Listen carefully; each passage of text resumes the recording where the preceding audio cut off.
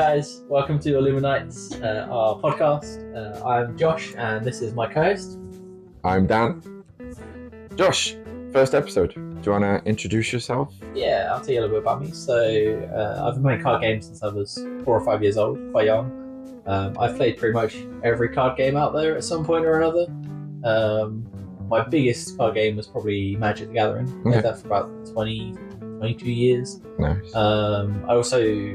I'm an avid Hearthstone fan, play a lot of that. Yes, I've seen that occasionally. But obviously, we're here to talk about the card game that is my absolute favourite of all time. It combines my two favourite things, card games and Disney. Lorcana. So I've been a Lorcana tournament organiser and judge since it was released. Mm-hmm. I picked up the role at my local LCG, and yeah, that's how I met Dan. Dan, do you want to tell us a bit about you?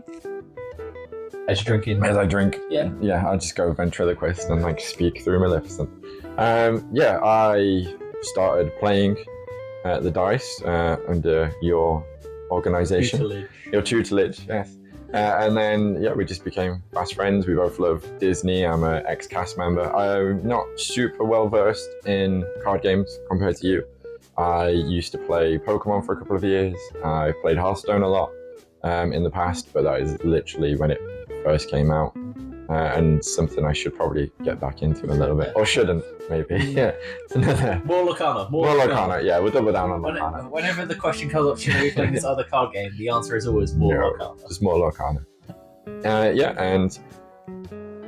Found out Lorcana was happening. Card game with Disney at the time. I started my interest in Pokemon. The card game side at least was waning a little bit. So came along to Dice, really enjoyed it, got along with you really well, and that was it. Now help TO run events. Built a pretty good community at Dice Cup. So definitely. we run events at the Dice Cup in Nottingham. And we have a weekly Saturday session. So from 1 o'clock we do a competitive. From 4 o'clock we do a casual slot. We try to keep the casual quite loose and fun, but we do sometimes run casual tournaments in there. So we've done a few good events. Movie night. Yeah, so it's really that good can only be made from cards from a single franchise or Lorcana. You use commons and uncommon cards. We did the villains tournament for Halloween, which was really cool. Just villains. We had some fun bonus prizes. Yes, you graciously brought some extra bits. Graciously. You also brought a bunch of stuff as well. But yeah, we like to give extra stuff out.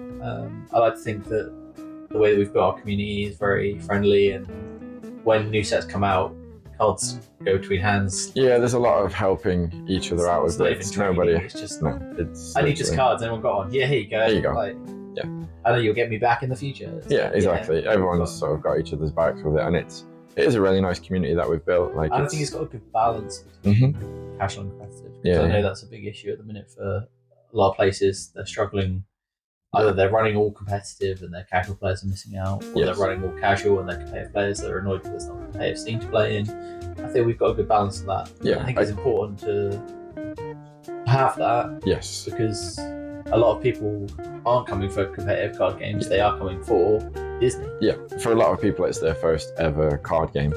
And they've just come into it because they're like, oh, I get to play the Stitch, and oh, look at this one, he's a rock star now, and stuff like that. So there's definitely a big draw from that, and it kind of shows we have people that are there and they're riffle shuffling and like super shuffling and everything, and then you've got people and then there's people who maybe aren't so good at shuffling, are they? They turn up. They can't shuffle. They can't shuffle, yeah. But it's a nice welcome to them, and that's why we've got the two different sessions, because then everyone's got something they can feel comfortable playing in, and if you are new, you come to a few of the more casual sessions, and then you build up towards doing those tournaments and stuff. So and the other thing to say is that we've got a good mix of ages as well. Yes, we've got some young Illumineers, we've got some old Illumineers like me and you.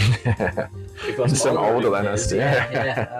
So it really does hit a broad demographic, and it's a nice mix. So why are we making a podcast then? Because there are lots of podcasts out there. I mean, there are two major reasons we're making this podcast, isn't there? There is, yeah. Obviously, we are from England. I was going to say Great Britain, but that feels a little bit too... Yes, Great Britain! The United Kingdom. but in overall Europe, there's a lot of American podcasts out there and a lot of American takes on it. And obviously the way that you guys do tournaments and stuff is a little bit bigger, a little bit more money focused, and we don't have quite that same thing that happens in the UK. And then the other reason... The other big thing is that we're both POs and judges first. Yep. So we are players, we do play, we enjoy playing, have a very large collection to play with. But our first call is to organising our tournaments and judging and working with our community to make stuff better. So we think we have quite a unique perspective on Lorcana. 100%. And we just thought we'd share that with the community, maybe help players see some of the bigger picture of what's going on slightly higher up. And in the wider scheme of it. I mean, we're obviously going to talk about top decks and things like that, like the meta and like what's coming out and news things, and but cards and all that kind of stuff. Yeah, but just even looking at that from a TO and judge perspective, we can then be like, oh, this new card seems really cool, but it's going to change this mechanic slightly, or it might have this like inference with the rules and stuff like that. So so I think what we're going to try and do is stick to sort of 2 topics a week, and sort of cover them in depth for about 10-15 minutes. Try and keep the podcast quite try. We might go off on one about them. But we'll try and keep it to those 2 subjects, and then so for this week, the 2 things that I've decided that we're talking about first off are the challenges. So we've got Lille and Atlanta are the first 2. So Lille for Europe, Atlanta for the Americas.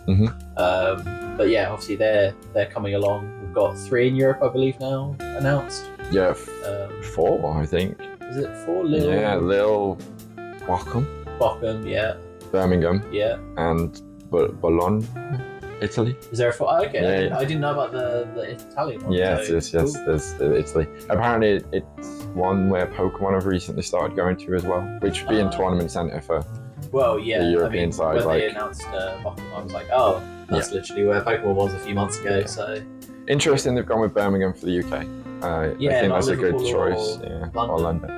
But it's nice and central for the first one. Yeah, I like that. And I guess the other thing to bring up is our second topic, which is comprehensive rules.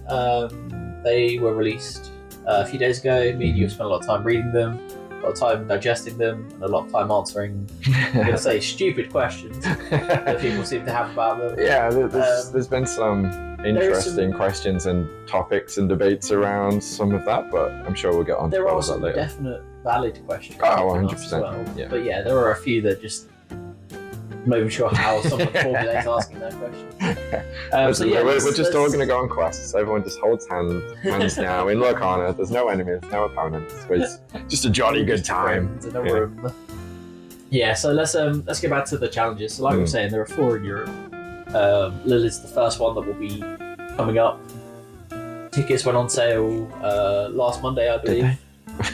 Did they actually go on sale? Well, last Monday. I guess the question I should ask you and you should ask me is, did you get a ticket? No. No, I did not. Partly my fault, but I was mid-teaching. I was doing my real job. I was like, okay, 3 o'clock, that's fine. My lesson ends at 2:55. I've got 5 minutes to get on there. It was 3 o'clock UTC. So 2 o'clock came and went and the tickets had gone. So, partly my fault. Did you get a ticket, Josh?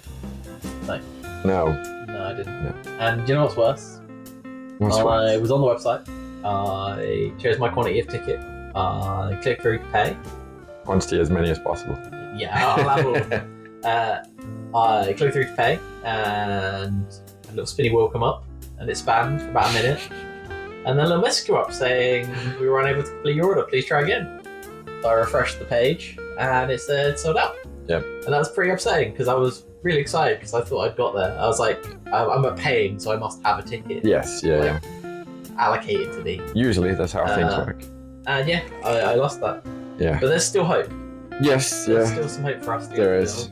So we know that they were talking about like spectator tickets, and they're looking into that. They're looking into obviously, I think the number of participants, which is something I want to come on to in a minute.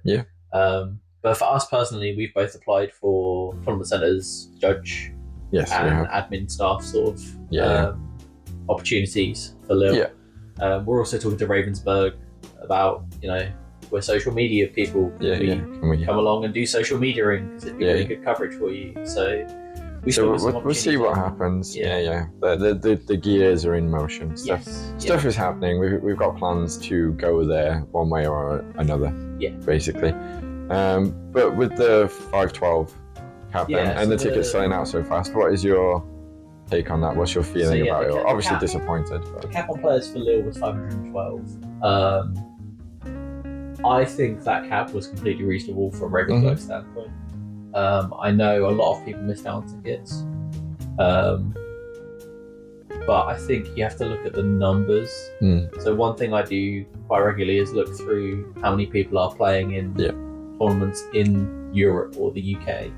So we have a community of about 30 to 40 people, and we'll see maybe 20 of them a week on average in our competitive slot. So, if we extrapolate that kind of data out, I mean, there are a lot of places in the UK that get sort of 10 or 11 people. Yeah, some are just running the minimum 8. Yeah. And if you kind of extrapolate that data out, I don't think Ravensburg could have seen the 512 was going to sell out instantly. No. I'd be interested to see what spread it is, because I don't know, maybe the game's got a large following in, say, Germany. Yeah. Or I know France has a good scene for it as well. Yes, yeah. With Inklings, they just added a few more languages, didn't they? So it could be spread. I mean, people will have got products if they wanted to play. They'll have been playing with different English cards or whatever. Most European people also speak English. Shame on us, because most of us don't speak a European language. Wish I did, but didn't pursue that. Little French. I'm not even gonna attempt. I did German and don't remember enough of it. I used to spend long summers in France, and we went to Disneyland Paris a lot when I was a kid. It was my big family holiday. We would always go on every 2 or 3 years. So I know a bit of French, enough to stumble through my honeymoon. Disneyland Paris, my honeymoon, and enough to get me and Charlotte through that with our diabetes and celiac. Sans gluten everywhere. So you were being vegan. I'm like, sans oof. No meat. No eggs. No meat. No eggs. Try and learn all of that. So it'll be fine. We're going there in a week. Ish now. Very exciting. In Disneyland Paris. Buying French Lorcana to try and get the chase card that we've decided we want. Yeah. Is the Robin Hood. Robin des Boys. Robin des Boys. Said terribly. Sorry for buttering. Yes, I'm buttering the French now. For butchering. So you're butchering the English as well. Yes. I'm just gonna go back to bed. But I think the cap number, getting back to Lille, the cap number I think was completely fair. And I think it's very easy for people who didn't get tickets to say, I really want a ticket, so they should release more tickets. I think consumerism now sort of works like that. We can go onto a website and just be like, I'm booking this hotel for next week or like in a few days. And it doesn't work that way for these big events and for these organizers. Like this will have been booked months ago.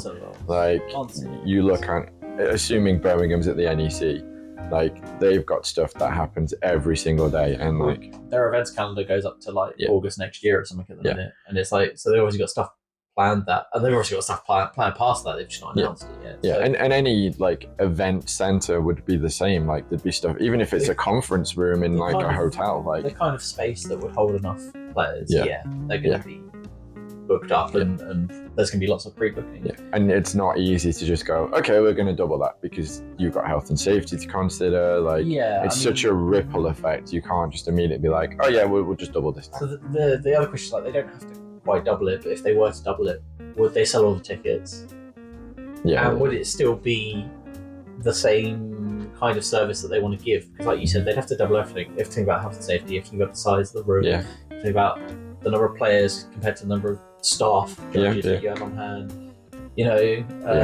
And also like the timings of the day. Like if they did double it, it's an extra 512 people to move around and organize and like so it only adds a round to double the number of players, but it's all the stuff in between rounds that it changes, I guess. And just having that many people in the room. I mean, having been to a few large events of Magic GPs, and stuff like that. Like like weekend game fatigue is a thing. Yeah, 100%. If you're playing in a 512 person tournament, you're playing at least 6-7 rounds. Make day 2. Yeah.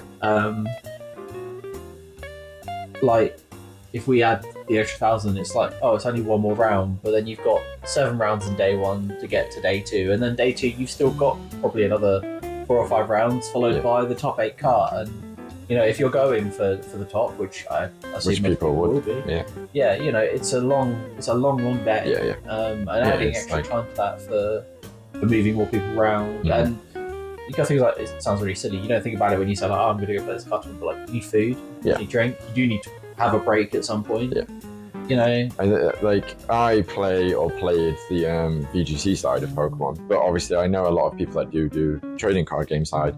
And Liverpool this year, I think that hit its highest amount ever, which was like 1,500-ish, maybe a little bit more. They had like 9 rounds day 1, no lunch break. Like Amy and Ethan yesterday about it, and they were saying like their record for day 1 had to be like 6-3-1 or something. Yeah.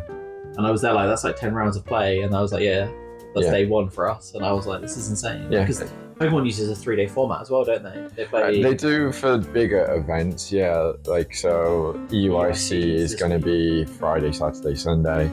So yeah, where Liverpool probably could have done with being 3 days, but it's just calendar timings and stuff like that. But now that we're seeing even just the regular regionals, not internationals, reaching that number, like something's going to have to change, because that 9 rounds, if it's an hour round, that's already 9 hours, and it's never going to run perfectly to time. So you're looking at 12-hour days, and that is a lot. Like if you're turning up to, if you're traveling to Lille or a different country, I don't want my card game to be like that. No, right? Like I don't want Lorcana to be a slog to get through the day. It wants to be fun still. You want to be able to do stuff, and you're traveling to these different countries. You maybe get there Friday, because a lot of people might have to work during the week. You get there Friday night, you just go straight to bed because you know you've got a 8 a.m. start the next day. Like 8 a.m. is round 1, sort of thing. Like you've not got any time to enjoy the city or like the other things that are maybe going on. Like Pokemon at the moment, there's a lot of not just the side events for tickets, but a lot of just fun things on the side.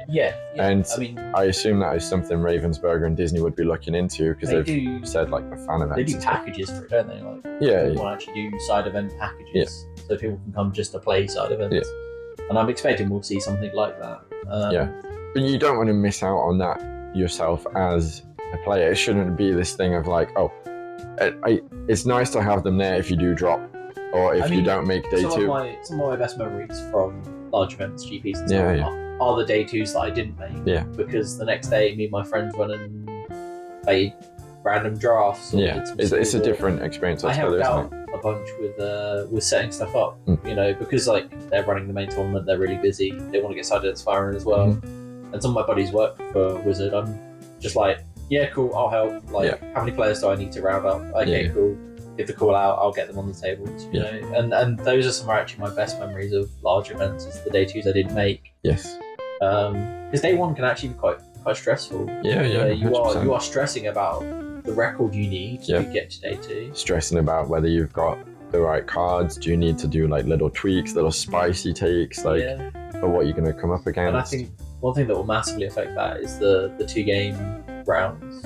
I'm not going to call them best of 2 because I hate that name. And it's definitely but not. We've talked extensively about 2 game rounds and the way they change the scoring, and the way the scoring looks, and what you can do and what your opponent can do to better themselves or make your day worse. It's going to be really interesting. It's interesting to see how it's going to play out on an actual large scale. I know they've trialed it at a few locals and people like under NDAs to like not talk about it. We're going to try it at our locals. We want to pop it in and see how it runs, because I think we want a bit of experience with it before we go to these events. I think when you start running at 512 people though, the amount of variance that can be happening there is going to be it's obviously much greater than running it for 20 people. I understand that, but I still think we as TOs and judges need to go for it. I mean, one thing that's interesting is the store championship, which we have won. We on Dice Cup on the 20th of April. from 1 p.m. I think. Yeah, 1 p.m. So yeah. Depending on numbers, we'll have a top cut. That's all been detailed to us. We will actually get to hold the champion mat, even if it's just briefly. We'll get to hold pictures that. With it. Yeah, we'll take photos with the enchanted. Grub them all up first. And then give them away. Yeah. Here you go. Oh, what's that? You don't want it anymore? Okay, I'll take it. I don't love Stitch. I don't really want the Stitch play mat. I don't know what you're on about. Yeah, like with that we've been told that has to still be best of 3, which is really interesting because I would have thought they'd gone, here's the new sort of round format, let's play this in. Well, they mentioned on the Lorecast that they tested it with some new software or something, so I'm wondering how that is going to influence matchups, because we had this bit of a conversation the other day where is it in your best interest to lose a few rounds and then try and steamroll a few, because you could potentially then come out with more points than someone who's gone 1-1. Yeah, because of the extra point for getting. I'm going to make you put a pin in this because Lorecast and that is something that I do want to discuss in next week's podcast. Yeah. But what I want to do now is move on. So kind of still talking about that sort of thing, rules and that. Comprehensive rules were released last week. It might just be me, but if I was to make a card game, what would you do different, Joshua? Would have probably gone basic rules, comprehensive rules, start designing cards for my card game. That's just how I would do it. Seems a bit strange that they've gone basic rules. Here's 3 sets. We've also designed a 4th set that'll be out soon. Here's your comprehensive rules. Yeah, here you go, guys. I don't know if that's the order I would necessarily personally do it in. Yeah, I mean, it's aptly timed with the set championships coming up, and the DLCs, but yeah, it's an interesting way round of doing things. What do you think is the logic behind that, or is there not really one? And what impact have the comprehensive rules had so far? I don't know if Disney and Ravensburg knew how big and quickly they could stand up their competitive scene.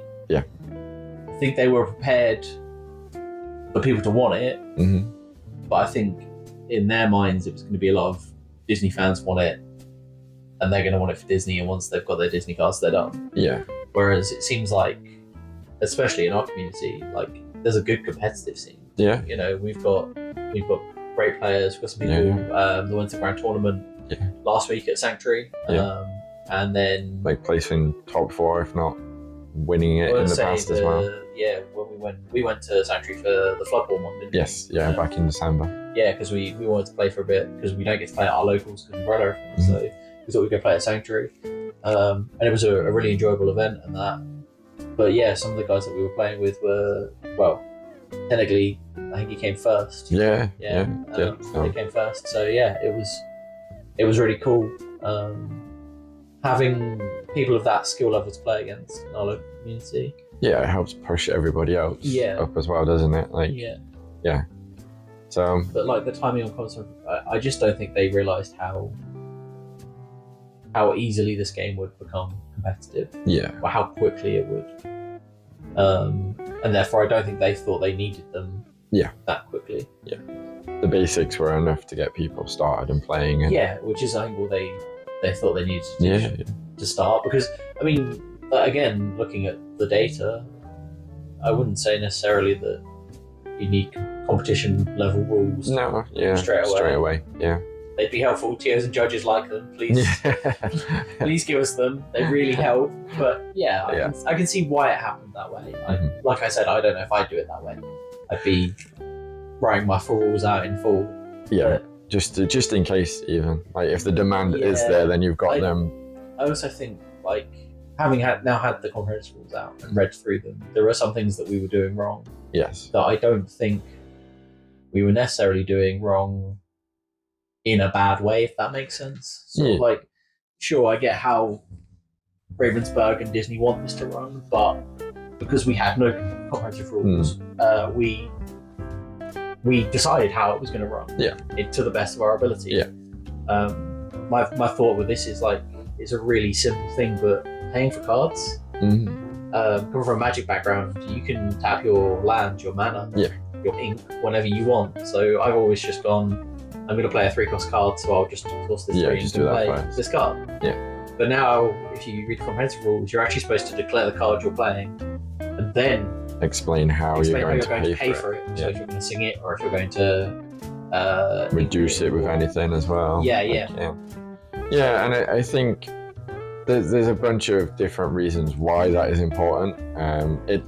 The biggest takeaway for me is it makes people think more, because you really now need to know you can pay for it, because if you can't, it's a hidden information error. Yeah, so at the tournament level, that's a warning. Yeah. So like, you need to really think about what you're doing, what your turn is, and we've seen it a lot at our league. Like there are people that haven't played big level tournaments; they're just used to our league, and you get a lot of like, oh no, I'm going to take that back. Or I want to do it this way. Or, oh no, I can't actually pay for that. And that now getting into that routine of actually, I need to think this turn out properly before I start being like, I'm going to do this, this, and this. Like, I mean, we've tried. So our competitive scene, sort of pre-February, was a lot more relaxed. Yes. Yeah. And sort of after the release of Into the Inklings, Vini said, right, let's tighten this up. Let's get deck lists going. Let's get everyone knowing, because we want to have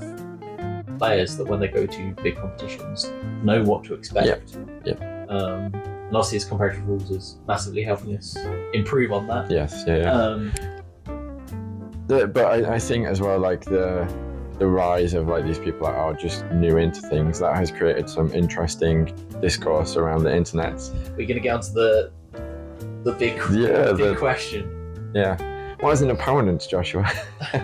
Anyone that is not the active player, Daniel. Yes. So that could be everyone in the room, or in the case of Ward, because you're the active player, there's no opponent in the game for you to not be able to not target it with Ward, so you can just destroy Ward things. I'm the active player, not the opponent, therefore goodbye your Cogsworth.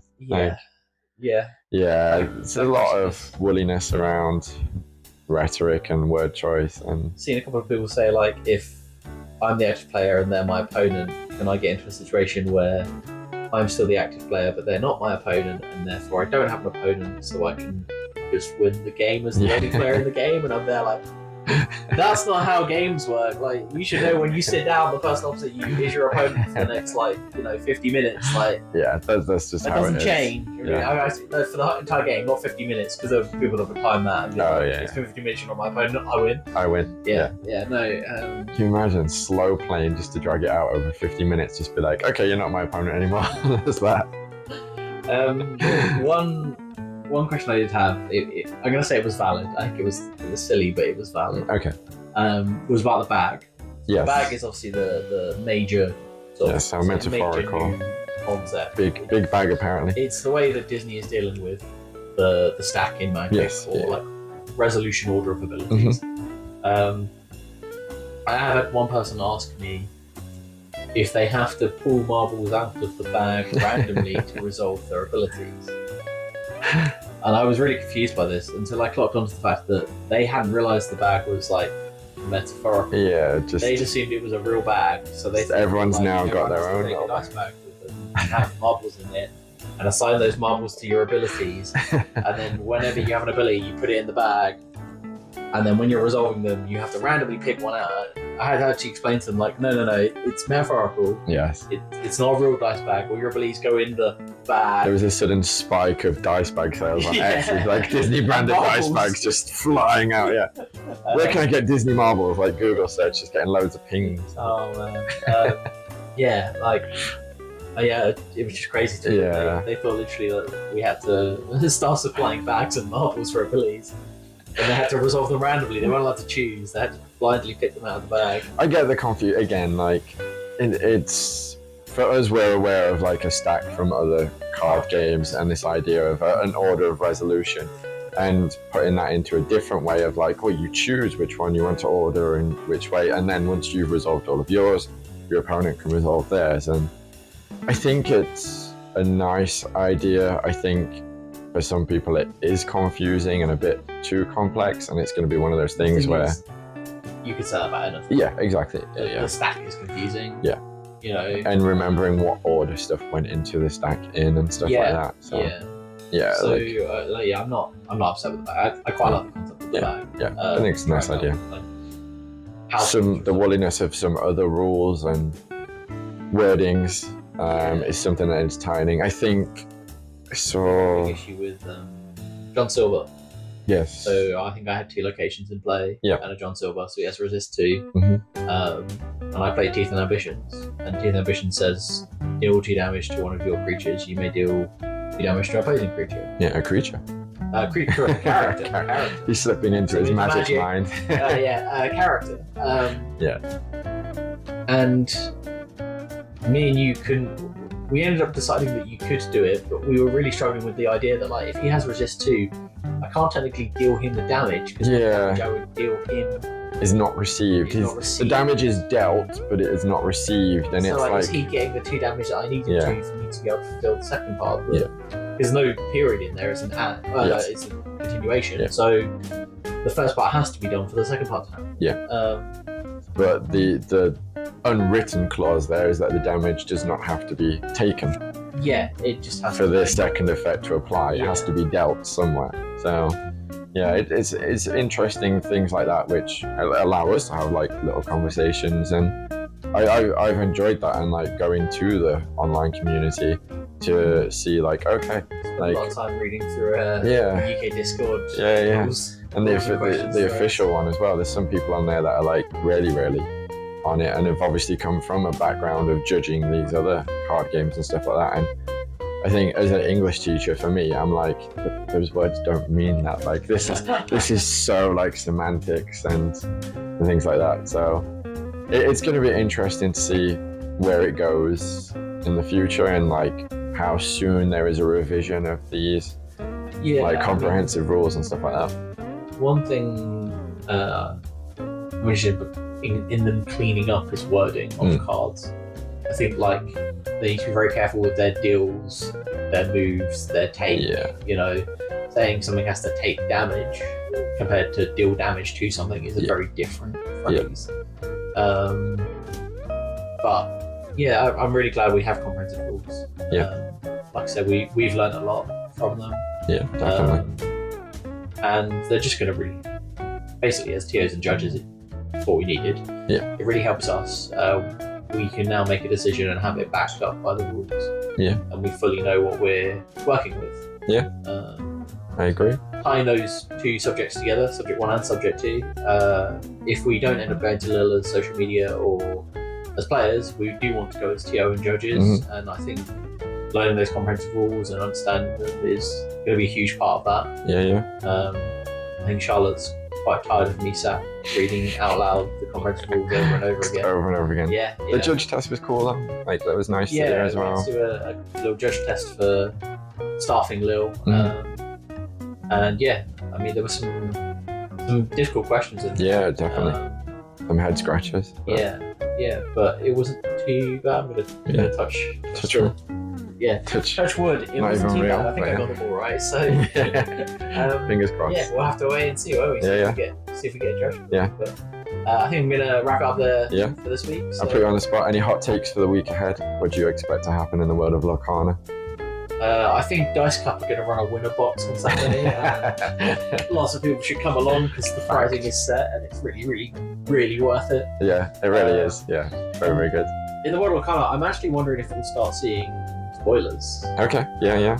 Given, more so than what we got at Lorecast. And I mean, we're 5 pushing 6 weeks into this set. So we're halfway through. We're halfway to the next set. Which is crazy. End of May. So it's not even end of May, it's the 17th. Yeah, for LGSs and stuff.